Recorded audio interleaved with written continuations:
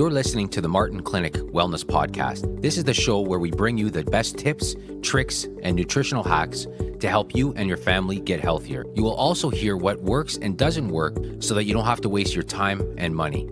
All right, let's get started. Hello, my name is Dr. Tony Martin Jr. of the Martin Clinic, and I'm here with my dad, Dr. Tony Martin Sr. of the Martin Clinic. And today we want to talk to you about sleep.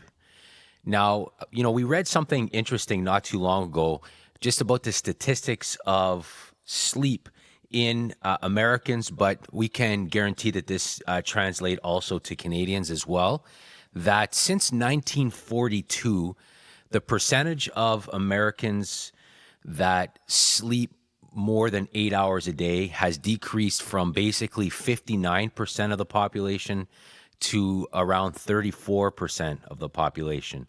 So the bottom line is people are getting less sleep.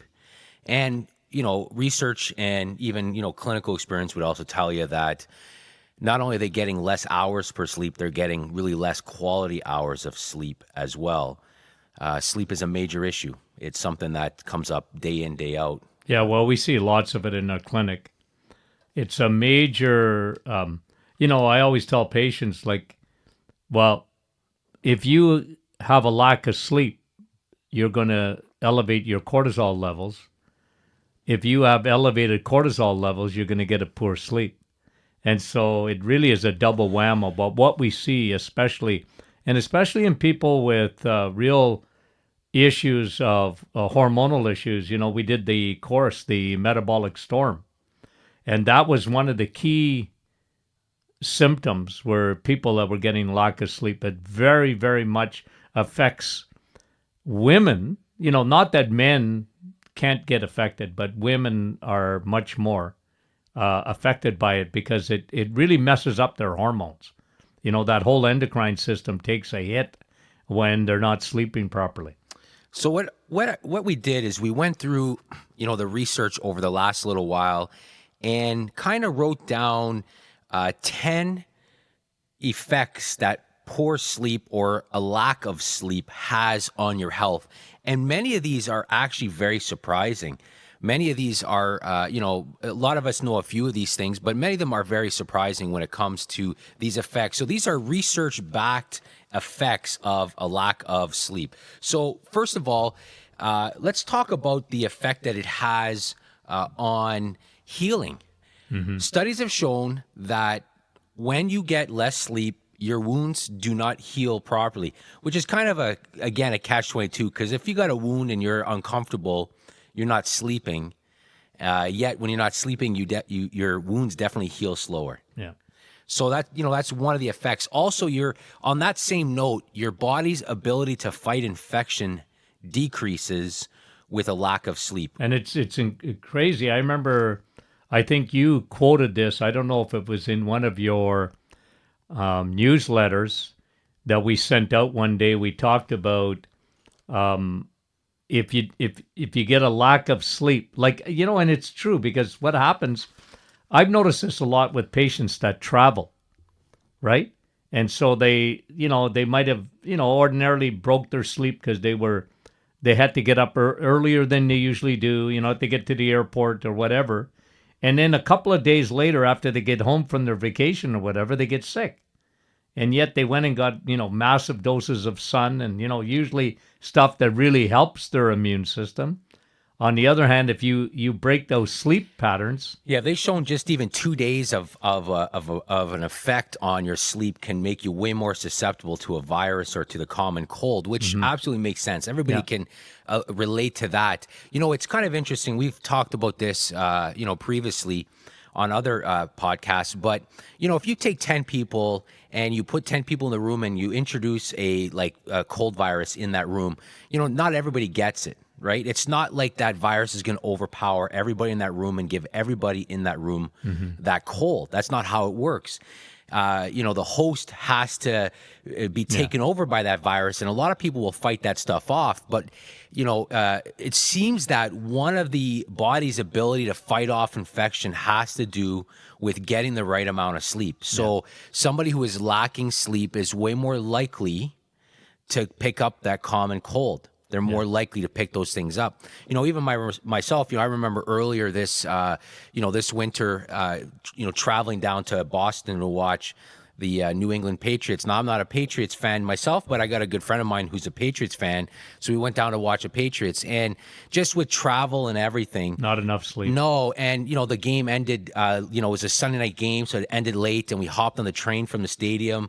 I didn't realize that the stadium was that far outside of the city. It's about an hour. So by the time we got back to the train, back to the hotel, it was about 1 a.m. And then I had scheduled the next morning an early flight. So I barely slept. And it was actually 2 days in a row that barely didn't get any sleep. And sure enough, I started to pick up. I felt my immune system had weakened. So, I overloaded on vitamin D3. And this is why, again, when you're talking about immune system, you're talking, cancers and whatever. It's so important to get the proper sleep. So let's move on to the second one. We kind of hinted at it. You're not only is your ability to get or to fight off an infection decreased, you're more likely to get sicker as a result of it. So if you take two people, one has a chronic lack of sleep, they both manage to get overtaken by that virus. The one with the chronic lack of sleep will actually get it worse. So, that kind of fits along the same lines of that. So now, keeping in that same line of thought, in a sense, though they've shown this, and I found this interesting, is that a lack of sleep actually makes you more sensitive to pain. So, your ability to fight pain. So, this really comes into effect when you start to deal with a chronic condition like fibromyalgia, chronic fatigue syndrome, because it definitely affects their sleep. And then as a result, they're not sleeping as well. But then as a result of that, they become more sensitive to that pain that they have. Yeah. So it becomes a real vicious cycle that you see. Yeah, and you see fibromyalgia, one of the four, we always talk about, fibromyalgia, chronic fatigue. One of the four major symptoms is a lack of sleep. They get insomnia. Even though they're exhausted, they don't get a good sleep. They don't get a recuperative sleep. And, again, it's like a vicious circle, right? So that was the third thing. The fourth thing as well is a chronic lack of sleep is actually tied into a decrease in your memory. What's interesting about that, we'll talk about another study that came up at the end of this, but it drastically affects somebody's memory. So, all the kids out there studying in university and college, they're up late the night the night, and they get up early. They're tired, and it affects their ability to recall. If we've all been there, but if we had the ability to plan better and actually not let it affect our sleep, chances are people would do a lot better. But the chronic sleep, the crammers there are the guys, they can get into trouble with that. It's amazing, we've talked about this before off air, but it's amazing to this day with all the research on the effect that sleep has on a person's brain, that they still allow these young medical interns to work like 24-hour shifts, how many hours in a row, and they work so many hours in 3 days. It's just incredible. The mistakes they must make. It's just insane because, every, study points to the effect it has on. Well, look, it's like drunk driving, right? You sleep a few hours less, and your ability at the wheel, they've shown cognitively, you're just not, you might as well be, you might as well have had 3 or 4 extra drinks, right? So for a lack of sleep. It is amazing, right, that they allow this. They allow these young, interns and residents to work these 36-hour straights and just crazy hours. And at the end of the day, the patients, really suffer as a result of that. So that's the fourth thing. Now the fifth thing, we're gonna switch gears just a little bit, but study after study has shown that when you chronically get less sleep, and in fact, even in teens, even one night of less sleep increases their cravings of junk food. It messes with their leptin levels. It messes with different brain chemicals, and essentially they end up the next day craving junk food a lot more. So, throw in that, and then, all the marketing that's done to, kids and teens, and it just leads to bad choices. But it's just, if one of the best diet hacks that somebody can And we were just talking about this at lunchtime, where they compared people with, the exact same amount of calories, and they just had some sleep more than others, and the effect it had on body fat loss. Yeah. It's incredible, right? So, I mean, sleep is an underrated tool when it comes to long-term fat loss. But one of the things, if you want to decrease your junk food cravings, is make sure you're definitely getting enough sleep, because those nights where you're not sleeping enough, the next day you just have to fight your willpower that much harder. So there's a definite increase in junk food cravings as a result of that. Now, when it comes to, one thing I wanted to mention, I forgot to mention when we're talking about the effect that sleep has on the brain and your memory, is that one of the things that happens when you sleep is they find out that the brain kind of goes through a self-cleaning mode, and it kind of gets rid of toxins, and it kind of does like a memory dump in a sense. It gets rid of all those little things that are bogging down the brain in a sense. And when somebody's not getting enough sleep, they're not doing that. So that's why they found an increase in Alzheimer's. People that chronically get less sleep are more likely to get Alzheimer's. There are a lot of things that are inversely related to Alzheimer's. Less sleep, more chance of Alzheimer's. So there's a lot of those inversely related things, right? With weight, strength training and cardiovascular, but that's definitely one of them. If you're chronically not getting enough sleep, and it affects your insulin, right? Your insulin metabolism makes you. Oh yeah, it's just much more insulin resistant. It really does spiral somebody out of control after, right? It's not a good thing. Now, we've talked about this before, but it's interesting. This is the sixth thing that a lack of sleep, has been proven to do, is there's something true about the concept of beauty sleep. I got to get my beauty sleep. Obviously, those who know me, I need a lot more beauty sleep. But there's something to be said. When you sleep, what's happening is when you lack sleep, there is an increased breakdown in collagen. It affects your skin. Yeah, absolutely does. A good anti-aging medicine is sleep, which is why hormones, especially in women, when they get messed up, their skin, their hair, everything takes a beating. Even from a lack of sleep, and then it compounds itself. It gets worse and worse from not sleeping. But there is something to be said about beauty sleep. Getting enough sleep every night is, again, a major factor in skin health. Makes sense. The skin is your largest organ, so if you're not sleeping well, your largest organ isn't going to be healthy. The collagen in your skin will break down. Now, you mentioned the seventh one already, which is an increase in cortisol. And you mentioned the cycle, right? So somebody who has lack of sleep has higher levels of cortisol. So not only is that going to affect their sleep, it's also going to increase their belly fat. It's going to, we wrote a book, Serial Killers, on the effects of cortisol. So there are a lot of effects. Yeah. One of the hormones that wants you dead, folks, is that cortisol, right? And it can exhaust you. It's meant to have a part-time job. So, and you think of how many people, like you say, it's like an epidemic today. And the people that are, not that we never treated it before, of course, but it's much more prevalent today. And so you see a lot of people with extra cortisol. That is why we really love our cortisol formula, because it really does, like people say, well, what should I take? And we'll go over this, I'm sure, about what to do about sleep. But you really want to get your cortisol levels down, because otherwise you're not going to get that real good REM and recuperative sleep that you need.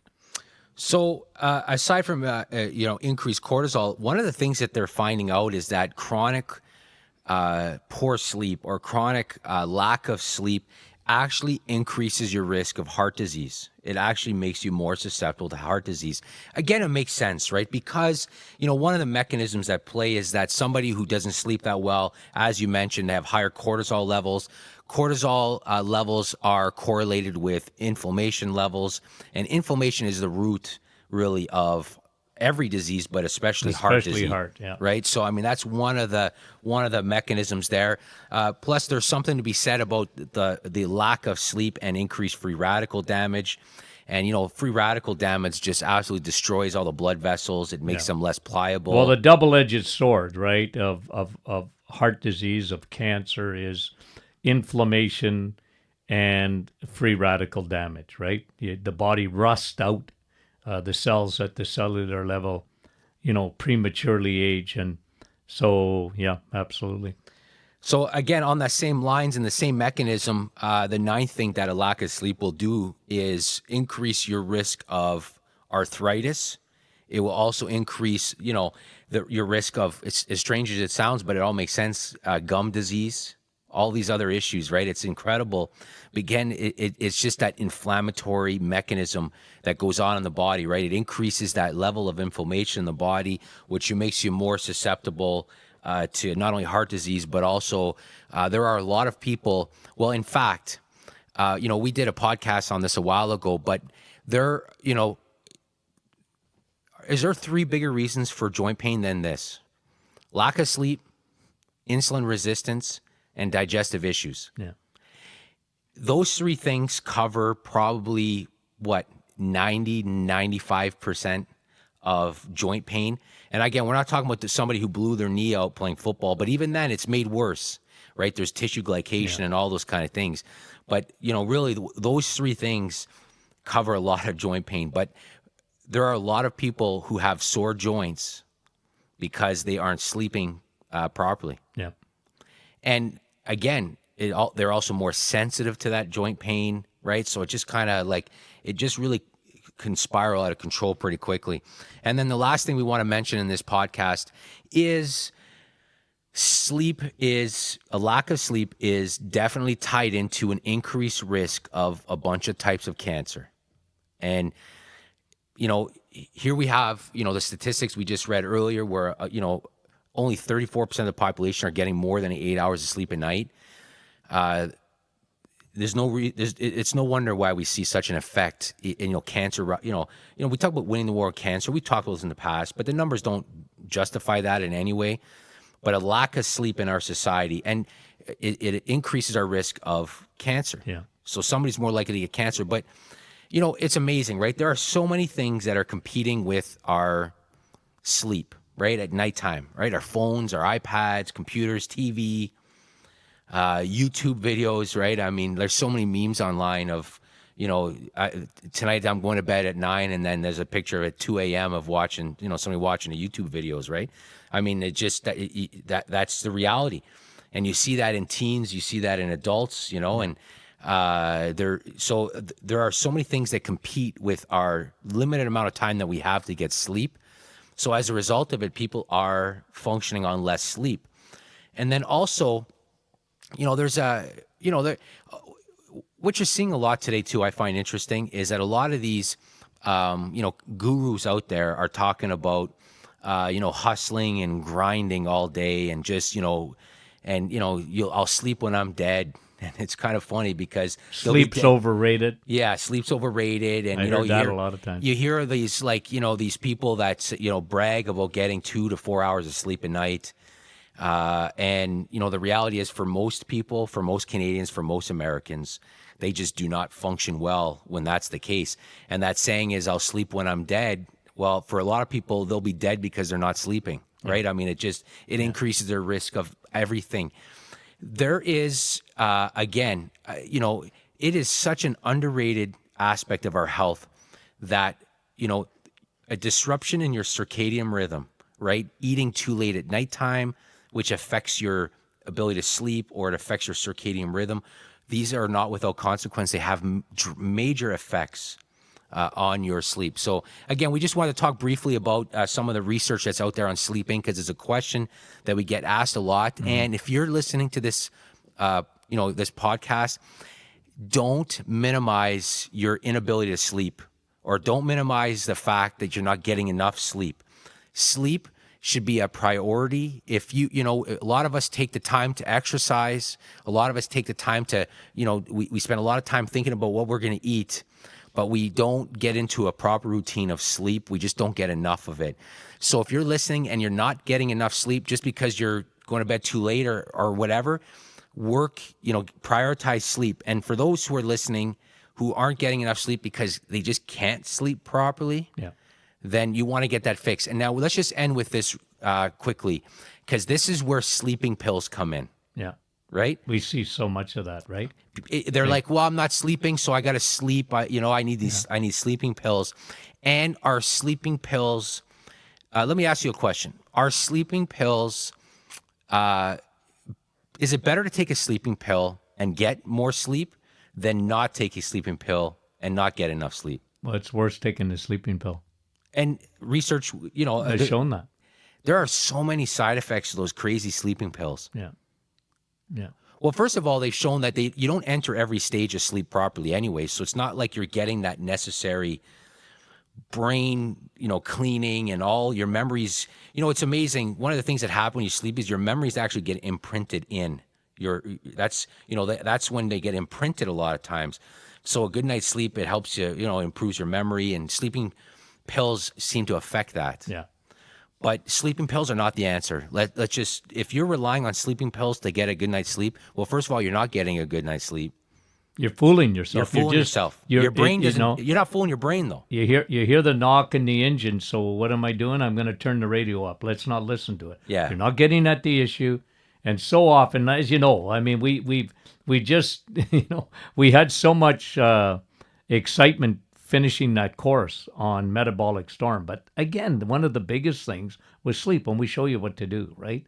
And and when do you sleep better? We talked about this a lot, like the importance of vitamin D, because without vitamin D, you can't produce melatonin, and getting your cortisol levels down. Turn off the blue lights. Yeah, well, let's talk about that then. Let's just leave them with a few practical things that they can do. So, we like to say that there's external factors and there's internal factors, right? So let's talk about those external things that somebody should do in their bedroom to help them sleep better. Well, cool room. Yeah, research is crystal clear on that. Dark room. Pitch black. Cool, dark, right? Yep. I mean, very, very key for the body temperature.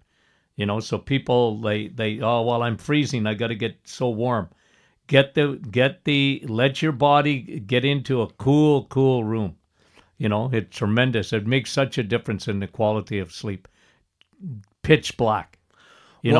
Cover up your eyes if you have to. What do they call those things? Yeah, those little night masks. Little night masks that they give you on the plane sometimes. Or we always have patients even use a little bit of black electrical tape and cover up all those little charger blue lights and red lights and everything. I would also recommend that if you need an alarm clock, that you put it face down so that it's not emitting any light at all. Well, what did you saying about you just flash a blue light on your feet? Yeah, there was an interesting study done that even a little bit of light flashed on somebody's leg affected the process in the brain of sleep a little bit. So it's, we're meant to be sleeping in, and the key really would be unnatural light, right? Like those blue lights that we have now and all those lights, they're not really natural lights.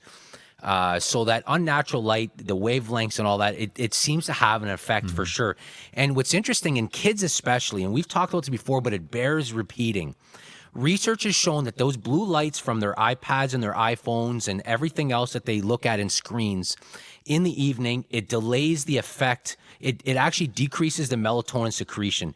You do that over a long period of time, not only will it mess up your sleep, not only will it make you eat more the next day, but it will drastically increase your risk of cancers. So it's going to be, we're conducting a social experiment right now in our society. It's going to be very interesting to see the effect that all this is going to have on kids down the road. Will we see a lot of kids? Well, we already see a lot of obesity in kids. Yeah. We already see a lot of, sarcopenia already, like muscle wasting in these kids.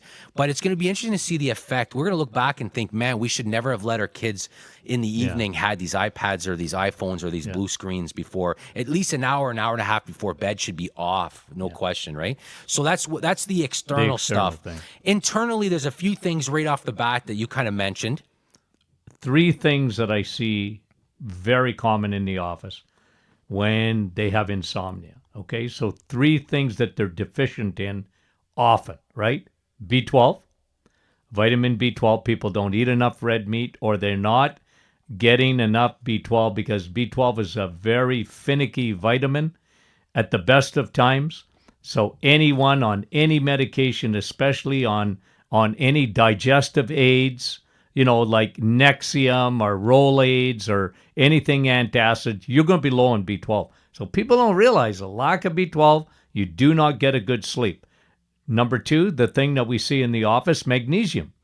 People are very, very deficient in magnesium. They don't get a good sleep. You think of the word magnesium, think of the word relax. Magnesium relaxes, relaxes the brain. It relaxes the muscles. It helps you to get into a much better sleep, a deeper sleep. And the third thing that we see is a lack of vitamin D. People are very deficient on vitamin D. Remember, if you don't have enough vitamin D, you're not getting enough melatonin that in the brain that your body needs to put you into a good sleep. And you're going to be messed up with your serotonin levels and your feel-good levels. Those things are important even for a good sleep. So those are the 3 things that I see the most. Now, cortisol, again, if somebody has elevated cortisol, they want to deal with that. Yeah. Absolutely. Hormonal. Hormonal, right? For sure. And then, we're out of time, but I mean, diet plays a huge role as well. People go to bed and they have such poor blood sugar control because of too much insulin and all these things that it actually, they can't sustain that overnight and it wakes them up. And so there's a whole bunch of factors, right? Sleep is the end result of a lot of biochemistry in the body, and a lot of things can disrupt that. But anyways, as we mentioned, do not take your lack of sleep lightly. It's one of those things that will come back and will have a major health effect on you. So we want to thank you for listening to this episode. If you have any questions, you can reach us at info@martinclinic.com, or you could check out our Facebook page. And if you're not a subscriber to our newsletters, you're missing out on a lot of valuable information. We read a lot of studies so you don't have to. We break them down. There's a lot of useless studies out there, but if we find something that we like, we put it out in a newsletter and we break it down, and we always have practical things in there that you can take and use right away. So again, we want to thank you for listening. Have a great day. You've been listening to the Martin Clinic Wellness Podcast, brought to you by martinclinic.com. We are truly thankful that you took the time out of your busy day to listen. Talk soon.